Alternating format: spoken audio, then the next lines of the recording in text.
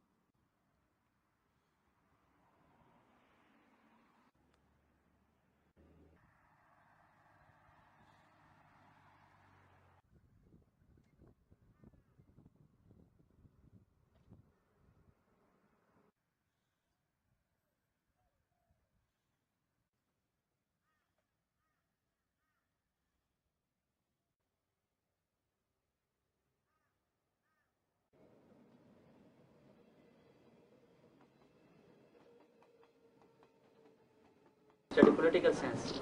I want to become a lawyer. But I lost my study, I lost my country, I lost my parents.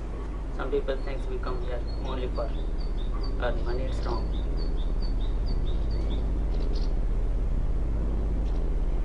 You can find me every time in the room.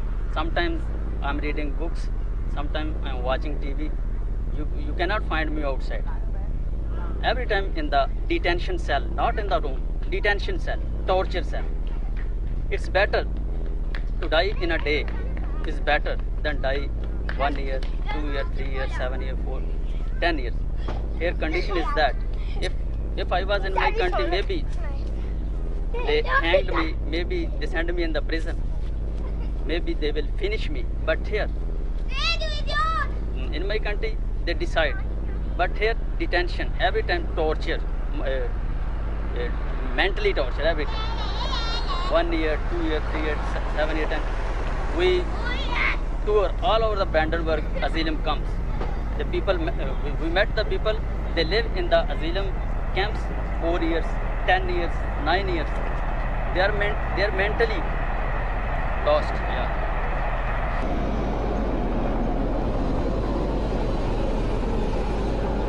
In small room, very small room, we live 4 persons. And very small fridge for 4 persons. That fridge is not enough for 1 person. But we live 4 persons in a small room. We live here like prisoners.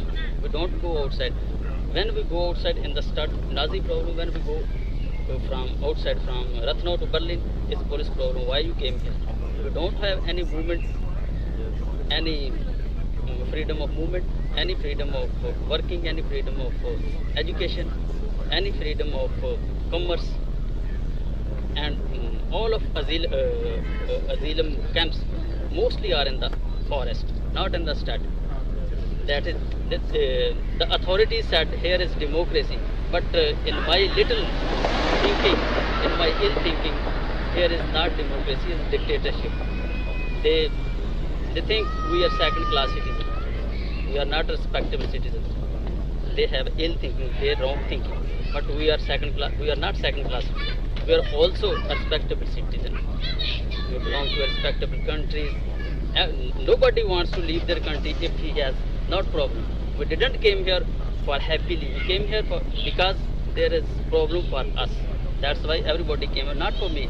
Everybody from Pakistan, from Iran, from Africa. When they have problem in their countries, that's why they leave their country. We didn't came here only for eating, only for thinking, only for sleeping. We came here for security. But in Pakistan, maybe I don't have a problem in 2-3 months. But here in Deutschland, in early 2 months, I faced problem. They broke my 2 teeth, and 2000th century. The first 5 days I spent in the hospital. When somebody has problem, life problem in their country, that's why he leaves their country without for property, for any greedy things. He didn't leave their country. He didn't leave their parents, their brothers, sisters. If he has really problem in their country, that's why he leave their country. Nobody wants to leave their country happily. If he has problem, if he has serious problem, life problem, then he leave their country. Everybody. That's why me too. I have life problem in my country. That's why I leave my country. I select Deutschland. I hear Deutschland is the best for human rights. Deutschland is the best for asylum case. Deutschland is the best for political stay. That's why I came here. My parents can afford. I can go America, I can go England, I can go everywhere. But I heard about Deutschland is the best for human rights. That's why I came here.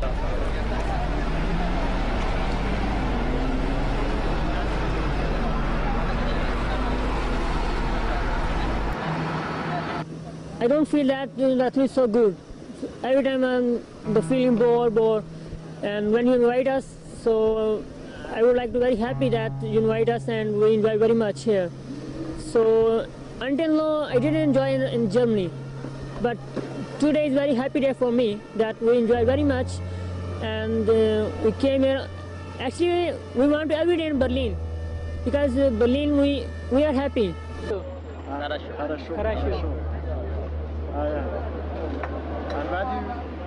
whether you can say another language, so why you, I can say for example, good morning, Kalimera. Kalima, I say trick, yes. Yeah, good morning. And how are you? Isekala. I mean, how are you? Kala, I see. Yeah, Kala, I see. Yeah, I'm good. I want to say that I thought the silent spectacle of pen is more stronger than the thunderous sound of the gun. And I also believe that strongly that the power of argument is better than the argument of power. William Shakespeare once said, the world is a stage where everybody has to play a role.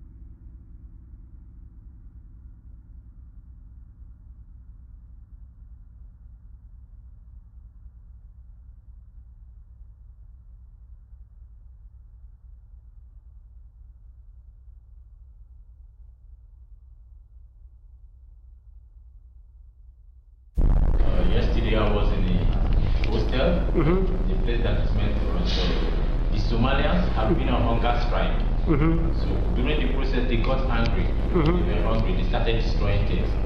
So after destroying things, a couple of times they called the Berkut, the security. I don't know. They came and they were trying to force people, take people out.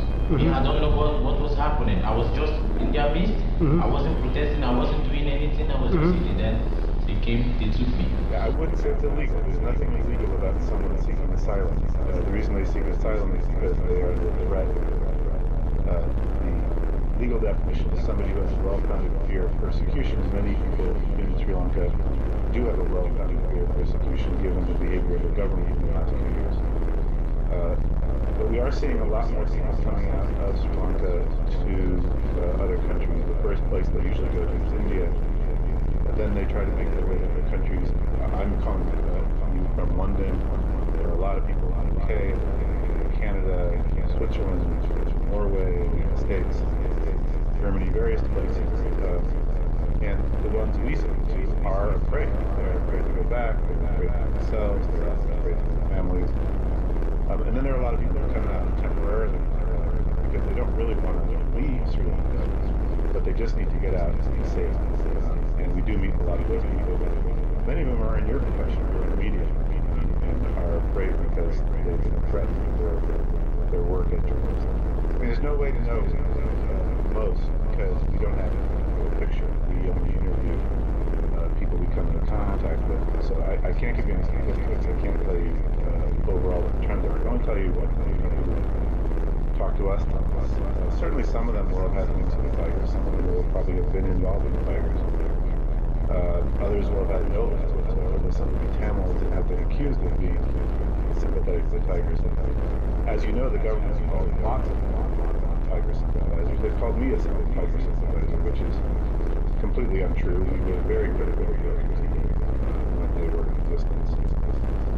And they've called UN officials, government officials, sympathetic to the Tigers. So the environment is very bad. Critical. We know people are often called Tiger sympathizers. Well, obviously people who've migrated to Sri Lanka for a better life. Those are not people that we're talking about. Incredible story of having equipment and how most of we have we won't use people unless they're going to go forward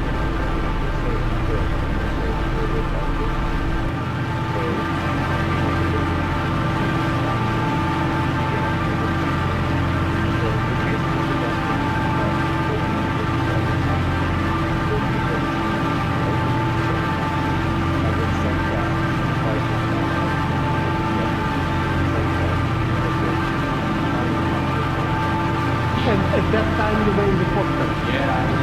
Have you participated in any wrongdoing? You personally? No. I have some personal trouble with some security people. Like sometimes when we wanna go in, they lock us up inside. When they come back and ask them why you lock us up. That was the only problem I was having with them. Then we could escape somewhere. They saw me and I saw them. Okay. That was the problem we had. They brought me. At what time? After lunch. Alright.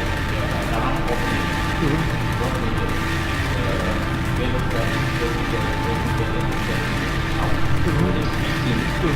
already punches on my waist. Punches on my waist. With their back. They hit me on my chest. They were telling me I should sit down and be quiet. I came here for that man that I said to that.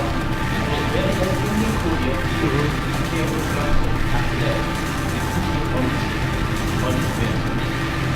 Yes, I'm just lying down and they were putting me on it.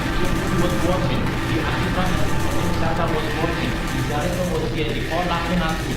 They were beating me up here. Nobody did it. And I asked them, why was the reason why? How long did it continue? It has been continuing since. Since for how long? For how many minutes? It's more than 10 minutes. Around 10 minutes. Yeah, it beat me. And what happened next? After beating me up, they said I should shut up. Did you cry or did you shout at that moment? No, they were beating. Yeah, I was shouting. The only was watching me. All right. They were watching me. They were not smiling as they were beating me up. Do you have any signs on your body since they left? Any pain? I only felt when I was sleeping. I only felt something in my wrist. Because Do you have anything on your skin? Anything on your skin? they know where to point. There are 20 people, they know where to point. So they only see their body on my neck. I still have some little pain on my neck. That's people on my neck. So do I understand it correctly that at the time that they beat you up here, you were already transferred here from the hostel, or you were taken to be beaten here, or you were already here? I know I was taken to be beaten here. Okay. I was taken to So since you were taken from the hostel, how much time was spent till they come to beat you up? like about 25 minutes. So after 25 minutes, am I correct when I say that at the time that you were transferred, the barefoot was already present here? The barefoot, the police? No. They took me from there. They were in the hostel beating up people. All right, so the police started to beat people, the barefoot started to beat people. From the hostel. Then they brought me here for my own special beating up. Okay. Do you wish to be recognized here as a refugee, or you have another reason to stay in Ukraine? Why you came to Ukraine? I needed protection. So you just wanted a protection? Protection. If they give me a refugee document, that is all I want. All right. So how have you managed to apply for refugee status? I applied once. They told me the immigration has stopped working. Right. So you don't know what the fate of your document? I don't know how it is. All right. Given that, as I say to you, that me and this colleague, we came from the Presidential Commission to Stop Torture, Anti-Torture Commission. What would you like to ask the Commission? I would really like to assist a lot of people, not only the people also in the hotel, assist them in their needs, like granting their documents. Right. Because all of us, we don't have plan of going to the border. I know most of them went to the border, but me, I didn't go to the border. I did myself go back to documents. Okay. And to provide more security, more human rights here. Human rights here, they are not working. They work with such men. I must tell you, like him, I'm the director. They work with such people. They are not pure, they hate, they are racist. They are things they don't do to us. So they should grant us more human rights and access of information. When we have problems, people we should write to, people we should call us. Okay, have you had a chance to see people from the United Nations High Commissioner for Refugees while they were here on the visit? I haven't. You haven't seen them? They come. Even though you say that you were living with Somalians in the hostel? The people in the world, they pay money. They pay money, 400, about some people $400, some pay a lot of money to get documented. Right? I know this lawyer, they pay the money to. His name is Victor, appointed lawyer. They pay money to different kind of people here to get documents. So we don't have money, they don't call us. They don't call us to this.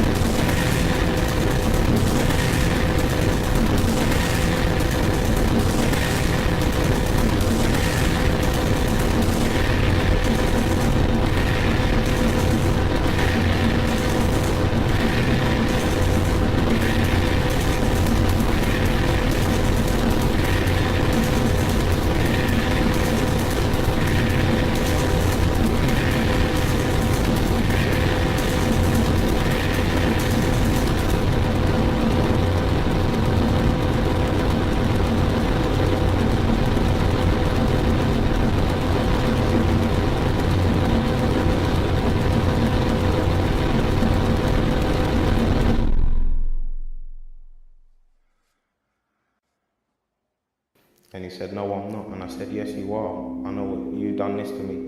And I said, look, remember when you strangled me on the wall? And he kind of looked at me in recognition. And he goes, well, what, you want it to happen again? And I sat there and I just laughed because I didn't think he would do nothing. And then he said that I'm handcuffed to the front and that's not supposed to be like that. That you need to be handcuffed to the back. And he dragged me on the floor, kicked me, stamped on me, even though I said that I made it clear that I will not resist. I'll be happy. I'll lay down on the floor. He lifted his leg up 90 degrees parallel from the floor and drove it into my back and held it in that position. Then he got the handcuffs and pulled them up at the same time, stretching my back in like an arc, like semicircle way. And then he kneeled on my back. So he dropped his whole knee, body weight into my back, into the back of my spine. And another police officer come out shouting, saying to stop because he can't breathe. And that's when he got off of me and the medical staff come. And when the medical staff was there, he kneeled down behind me and started to rub my back. And I looked at him in disbelief, you know. I couldn't believe that he's rubbing my back. I was confused and he just smiled. PC McFarlane. Before they stamped on my back, I said to him that he looks like he's been in the old, because he's an old man, and I said, you look like you've been doing this job for a long time and I don't want no trouble with you. Please, just let me lay down and you can handcuff me to the back. And he accused me of being racist. There was nothing I could do. It seemed like no matter what I'd done, everything I was saying to him was rude or wrong. I made a complaint really straight off. As soon as I got out, I made a complaint to the IPCC about what they done, about what PC Joe had. I think there's so many bad people, but then there's so many good ones, so they want to know about it. So yeah, I think there are still racist communities in a lot of places.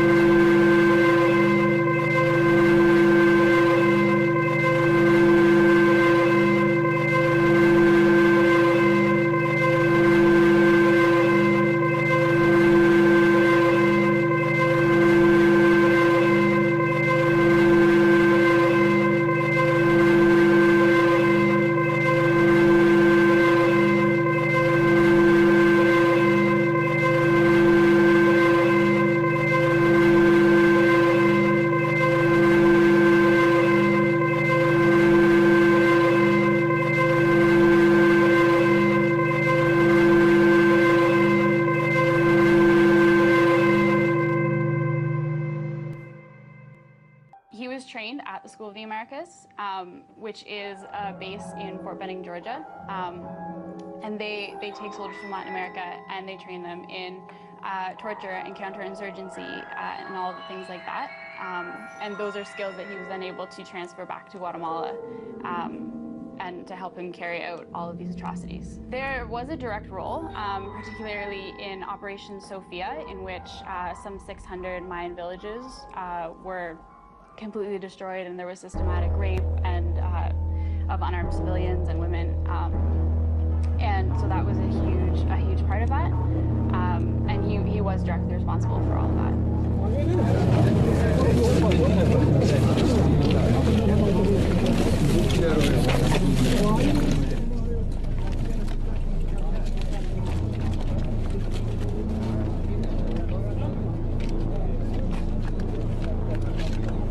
Τώρα θα γίνει ζωολόγο.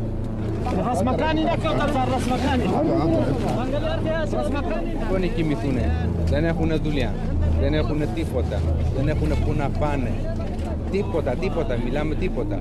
Εδώ που μαζευτήκανε, κάθε ένα από αυτά, η ζωή είναι κόλαση του αυτά, παιδιά.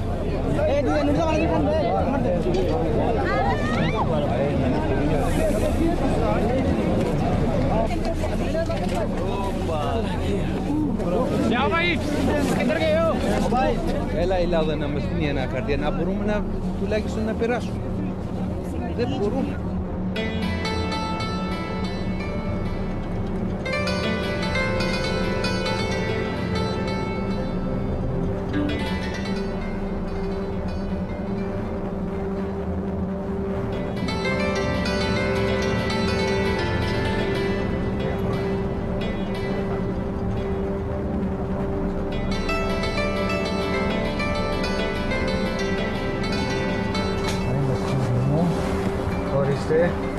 Welcome.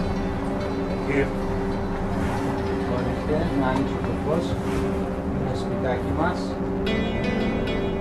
Do you have photos of your parents? Δεν έχω. Έχουν πεθαίνει και δεν μ' αρέσει να κοιτάω του πεθαμένου φωτογραφίες. Αυτή η θεία μου, μοναδική αδερφή του μπαμπά μου, μόνο αυτή έχει. Και έχασε και τα δύο πόδια στο πόλεμο.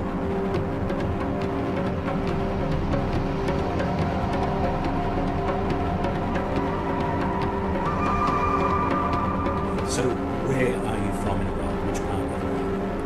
Halabja. Tell me about Halabja. What happened there? Τώρα δεν μπορούμε να λέμε κάτι. Όλα του κόσμου ξέρει για του μπόμπα χημιαή και αυτά του Σαντάμ και πόλεμο υποκρισία, πόλεμα φιλία μέσα μας. Αυτά τα πράγματα όλα μας ξέρουν. Εκεί έχασα όλα.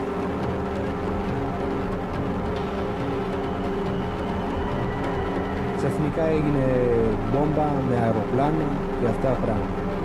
Και μόλις ακούσαμε αυτά τα πράγματα, γυρνάγαμε πίσω και εγώ γυρνάω σπίτι, δεν υπάρχει. Βλέπω κόσμο και εγώ χωρίς μπαμπά, χωρίς μαμά δεν το ήξερα που να πάω. Μαζεύανε μπόμπες χημιαί στο Ανλters-Experimental, σκοτώσατε 5.600 και κάτι ήταν στο ίντερνετ, έχει δεν θυμάμαι καλά.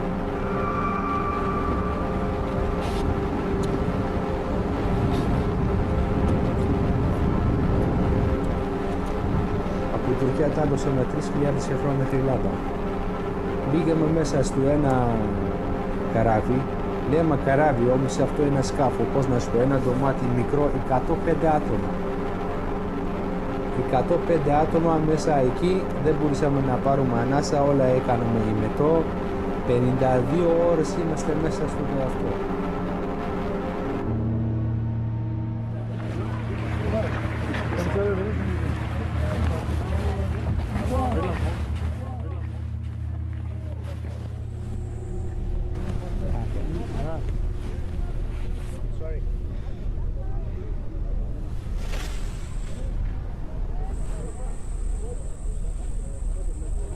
Αυτό είναι 4 φορές που έχω έρθει. Πάλι έχω το ραντεβού. So how do you feel about that? Νιώσω σαν ένα γαϊδούρι. Μέχρι του πήρα αυτό 4 μήνες εκεί κοιμηθήκα. Στον δρόμο. Εκεί, στο πεζοδρόμο. Μέχρι του πήρα αυτό. Και τώρα μου λένε δεν βρήκαμε το φάκελο. And now they keep on saying to Ποιος me δεν that κοιμήθηκε I εδώ? found, my Ποιος δεν κοιμήθηκε εδώ?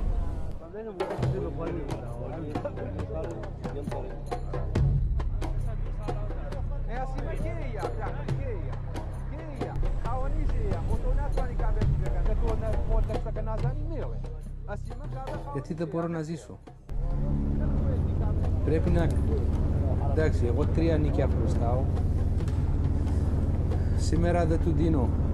Αυτός του άνθρωπος άλλο νίκη θα μου πάρει. Λέει να σου πούμε μετά που περιμένεις. Αύριο μετά αύριο θα έρθει η πολίση εδώ, θα μου πιάσει, θα μου κοιτάξει στον δρόμο. Τότε εγώ δεν μπορώ να ζήσω μέσα στο κάρτερ.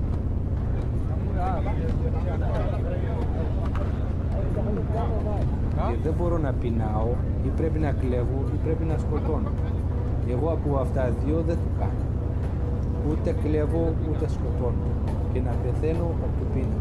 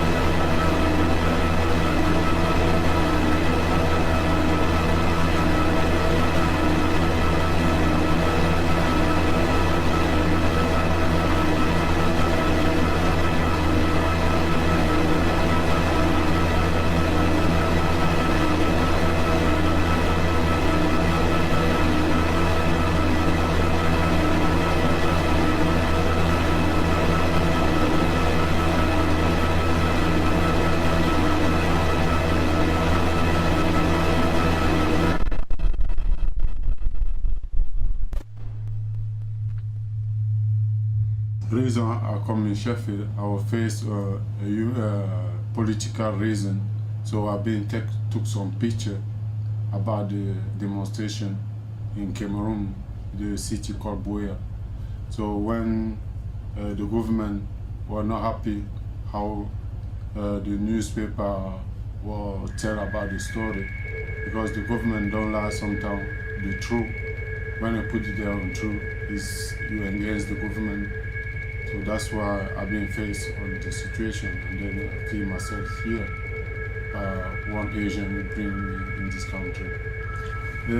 It's like when you apply university in Sheffield, and then when you wait your name to be on board, you come, you don't find your name, you see someone name who did they even pay the student fee. So you have a lot of stuff going on, and then people protest, go on street, and then the city is not very big. Normally we have 134 people. I would not call it an emergency. The situation is good managed. I think this is a normal trend. Working here, I became aware about the fact that there are people that are more lucky and people that are less lucky. Of course, there are some differences between one culture and another, but the differences between people are made not from where they come from, but it's a personal thing, characterial thing. The prison industrial complex, I mean, there's different pieces to that, right? We can't really talk about prison without talking about the judicial system, right? How folks are herded into a prison. Prison is on the back end of it. I'm someone that went to prison at the age of 17 and came home when I was almost 32 years old, so 14 and a half years.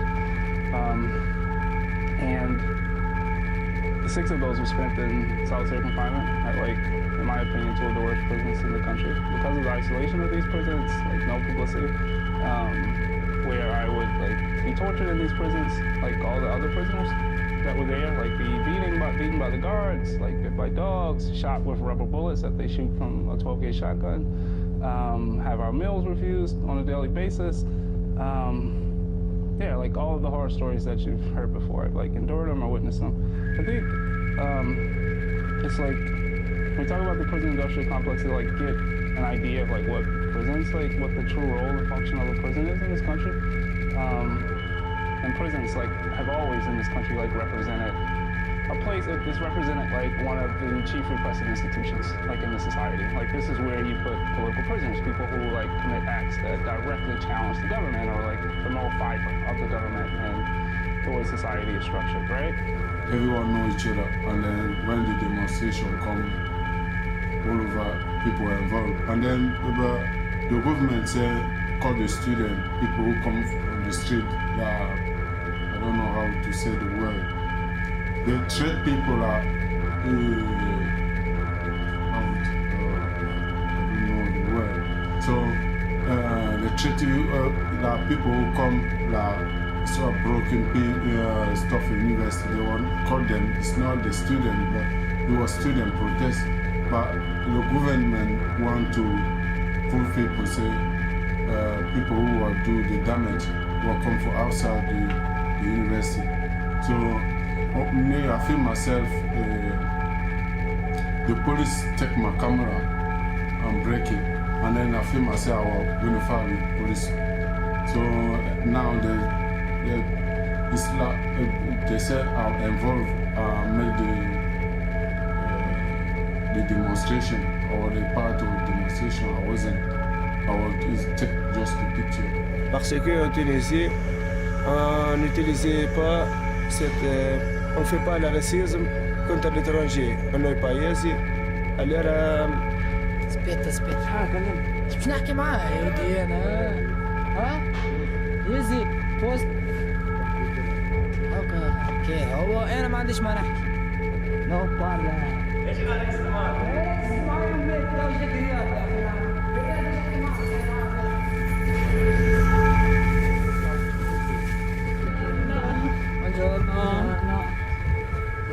signori fanno la visita con noi. They are coming with us and they also visit the museum, okay? So, please introduce yourself. Buongiorno, sono Simonetta. Collins. Sono Simonetta. And then once, I like to like expand that though. Like, what is a political prisoner to me? Because almost everyone that's in prison, in some sense, is a political prisoner. In the sense of, if you are a politicized prisoner, like you're someone that comes to prison for not for political action, but you go to prison and you become politicized, the treatment is pretty much the same as like a political prisoner in terms of like ever getting released from prison. Like George Jackson was a politicized prisoner, like one of the most famous prisoners ever. But he didn't go to prison for a political act. But in prison, he became politicized, joined the Black Panther Party, and he never got out of prison. But all of the folks that are in prison for like property crimes, and most crimes or property crimes are like stem from that, like robberies and theft, crimes of poverty, right? Like, there are some exceptions, but for the most part, most prisoners like are in prison because of a political basis. Like the war on poverty is political. The war on drugs is political. It's not like a coincidence. The lines are kind of blurred there, right? But only because most people in prison are poor. Like you don't have like rich. If you don't have any sons of the Waltons, like in prison, you have poor people in prison, whether they're white, black, Latino, whatever. And then when you bring you to police station, no matter what you say, they're not going to listen. They just beat you up, and then chuck you in the detention. You are not just me, you are a lot of people. That's the reason they took you. They don't want you to say something because what you do, they say you're against the government. So you feel yourself inside the detention because you come to do your own job. Because they say photographer, journalists, they're the same. They tell the different story. They don't tell the truth. I was lucky because those were not just me in detention. There were also those journalists and students.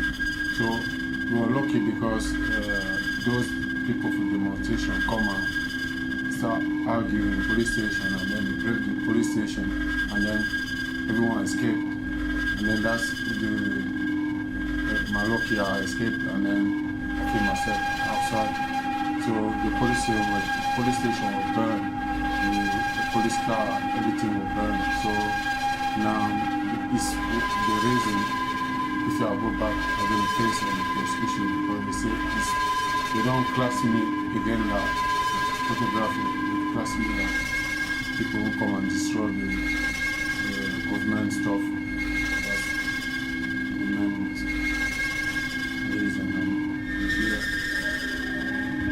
It's also an occasion to speak together about their experience. It's a universal language, the sculpture, the art. I choose this picture simply because the rosary and the lifting up of hand like this is a symbol of prayer. So when I see this picture, I remember the picture of Mary, the mother that gave birth to Jesus Christ. Because of that fight, people died when I came to Ghana. My city, there are plenty of people, my friends and my brothers. Up in the Appalachia, in that region, is very unique because when I came there in 2004, and it was almost like getting off the slave ship. Like, permissible to talk about the two in the same breath. Because these white folks that lived in that region, they had never interacted with black or Latinos before. All of the folks that were on that bus were black and Latino, like the racism tension was very high. So it was like racism, right? Like that mentality that's ingrained in people through institutions, right? It had nothing to do with like the whole argument of whether a prison is humane or not. So the day I got to Red Onion State Prison, there, we were met by like 15 guards at the gate. And they had helmets on, they had on jump boots, they had dogs, and they had guns. And they had a checklist, unbeknownst to anyone on the bus, of all the folks on the bus that needed to be tamed. And I was one of them. I was sent there for allegedly assaulting an officer and like being involved with a work stoppage at Sussex 1 State Prison. So they dragged me off the bus, bring me inside, and begin this process of humiliation, of like strip naked, bend over, and I refused. So they beat me unconscious, they stripped me naked, they dragged me across the yard. I still have scratches on my feet from that incident. And they took me to the super seg unit where the torture like increased, being strapped to beds. They have this practice called 5-point restraints where they put you down on the bed and they leave you there for days.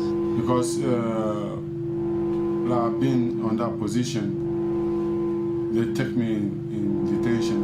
People come and break it. We always escape.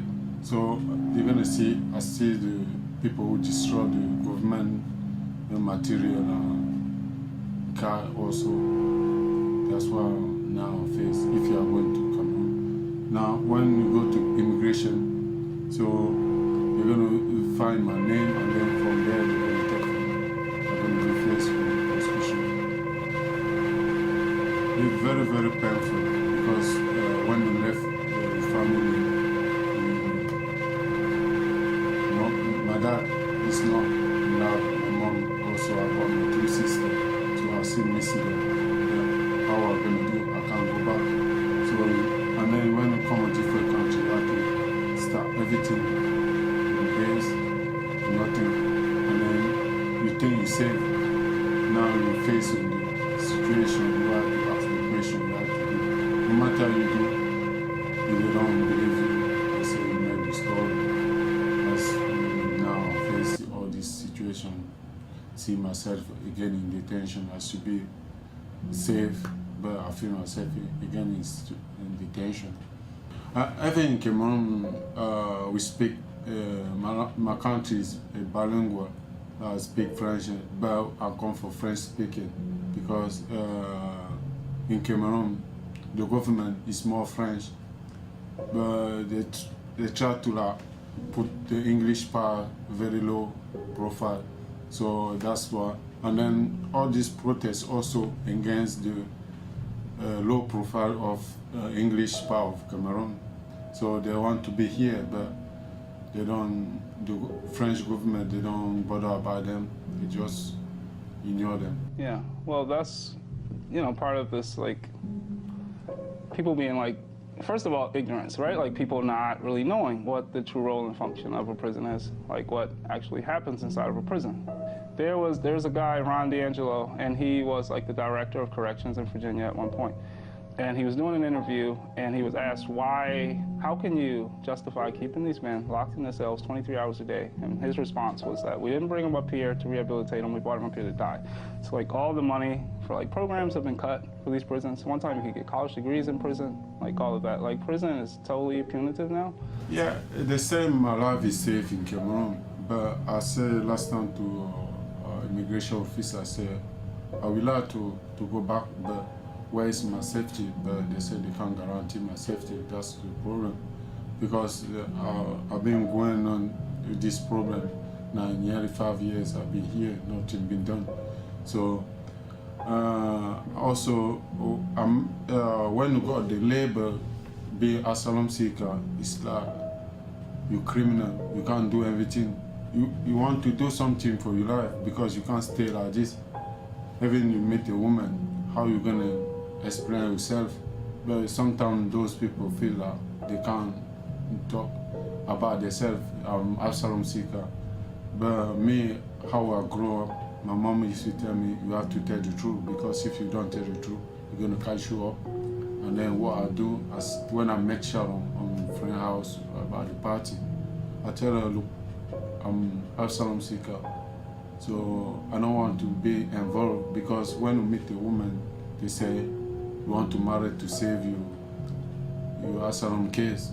But it wasn't me, so I tell her the first day, I can't tell you what next, because I still waiting the decision for Home Office.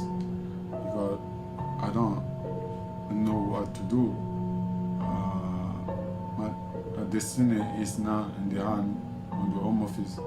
They can maybe tomorrow say no, I don't know what's going to happen. But I'm grateful if they give me a chance to go and stay with my family and make my life. That's why I'm hoping. My main thing is to keep faith and then keep fighting to prove your own identity, to prove to be asylum seeker is not the end of the world, because behind the asylum seeker you got your own profession, what to give back to the country where you are. Like I said before, when you just come anywhere in the world, you have to fit and the criteria, like in English way, you have to follow how people live in UK, also on your city. And then when I come, they ask me, say, they got vast volunteer action Sheffield to get busy, to not think about a lot. Say, I didn't even know when I went there, give my name, and then they say, what do you want to do? Volunteer? I never get that word before, because in French they call it bénévolat. But here is you do a voluntary job. So I take my chance. I say I'm gonna learn the new one, and then when you volunteer, you meet a lot of people, and then you make friends, and then you can go and chat with them, forget about your situation.